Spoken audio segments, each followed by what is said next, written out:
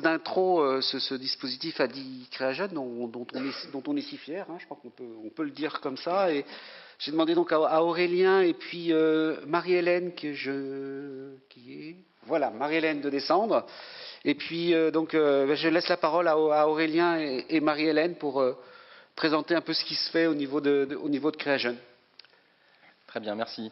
Je vais de ce pas, moi, m'empresser de donner la parole à Marie-Hélène pour témoigner, en tout cas de son engagement à l'ADI et particulièrement dans Créajeune, de son engagement dans le cadre du mécénat de compétences.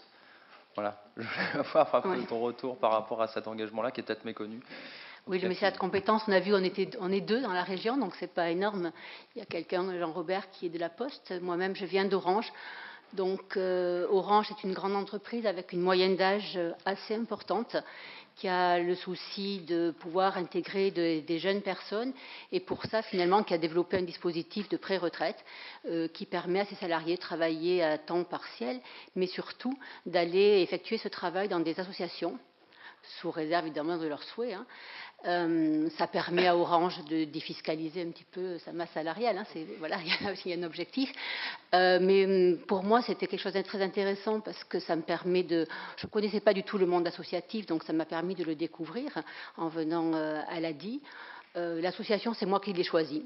Je suis allée dans un salon, puis j'ai regardé qu'est-ce qu'il y avait. J'ai rencontré Jennifer, qui m'a organisé un parcours découverte aux petits oignons. Donc, c'est au travers d'un certain nombre de rendez-vous que j'ai pu voir ce que faisait l'ADI et donc apprécier.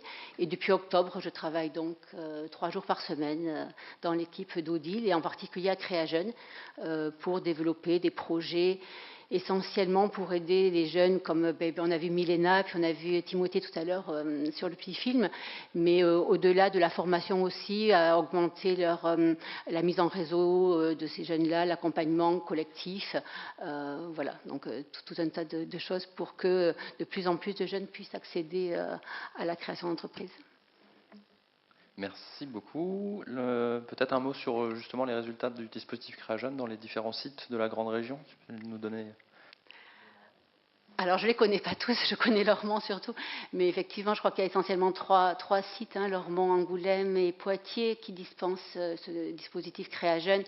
On voit presque 200 personnes qui ont été accompagnées en 2015. Sur Lormont, c'est 72. Et puis, plus de 1000 personnes depuis le lancement. Je crois que ça a 10 ans. Lormont était pilote il y a 10 ans déjà. Et donc, il y a eu déjà 600 personnes qui ont été accompagnées comme ça. Donc, voilà.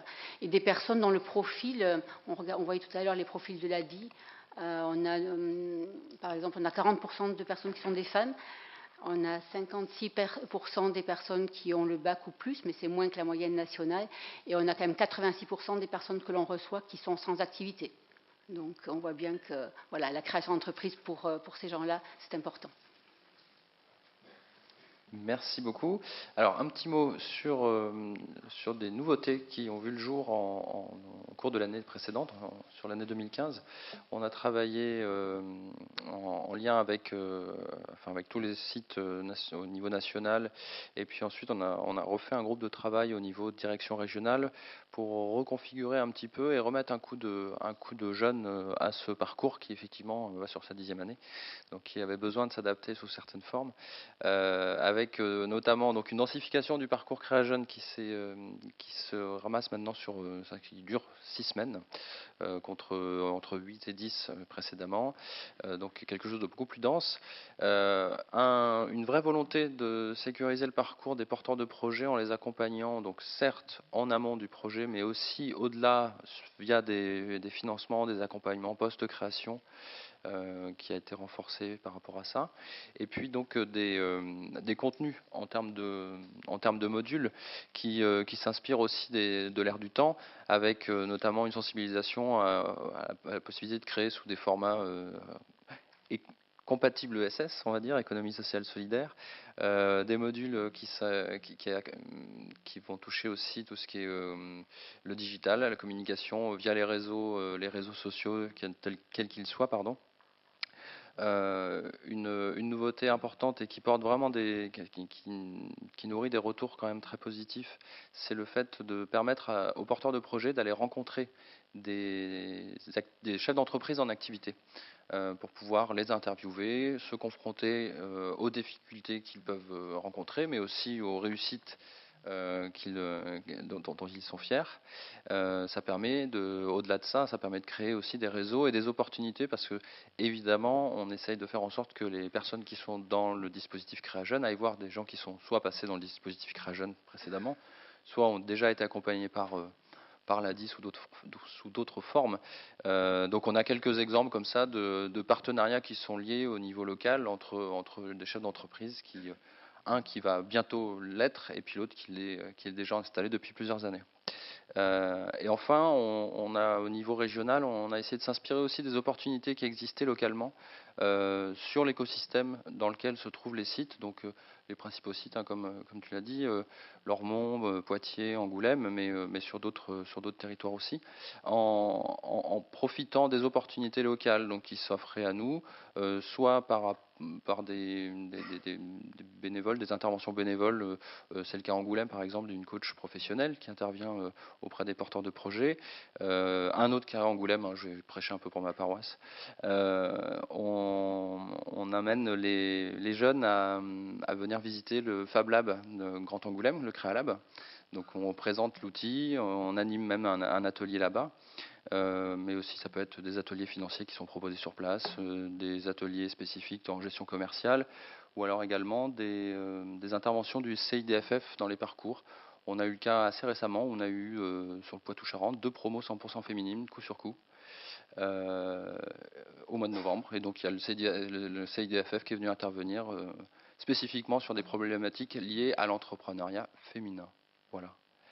Je vais te repasser la parole, Marie-Hélène, pour peut-être nous donner ton point de vue justement sur ces nouveautés, sur les nouveautés du parcours, comment ça se passe et puis comment c'est appréhendé, enfin comment c'est reçu. Oui, alors je ne connaissais pas l'ancien, mais en tout cas sur le nouveau parcours, effectivement, ce que disent à la fois les bénévoles qui assurent les formations et puis les jeunes, c'est qu'il y a un bon mix entre l'apport théorique et l'apport pratique, parce qu'il y a des coworking vraiment où chaque jeune travaille avec le soutien de son bénévole sur les éléments très concrets de son business plan. Alors moi, ce qui m'amuse un peu, c'est qu'au départ, j'ai fait quelques entretiens de recrutement et les jeunes qui viennent nous voir, souvent, ils posent des questions sur les aspects juridiques, ils se font une montagne de quel statut ils vont devoir choisir et c'est vraiment leur souci.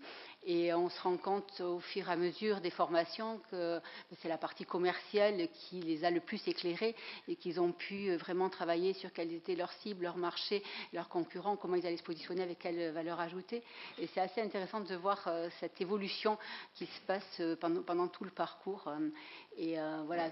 Et ce qu'on voit, par rapport au projet, on commence à voir des projets qui évoluent. Il y avait pas mal de projets dans le commerce, évidemment, de commerce de prêt-à-porter ou de food truck. Et puis, il y a quelques projets quand même très différents qui arrivent sur l'économie sociale et solidaire ou sur la vente en ligne, qui demandent de la part de nous tous d'autres types d'accompagnement.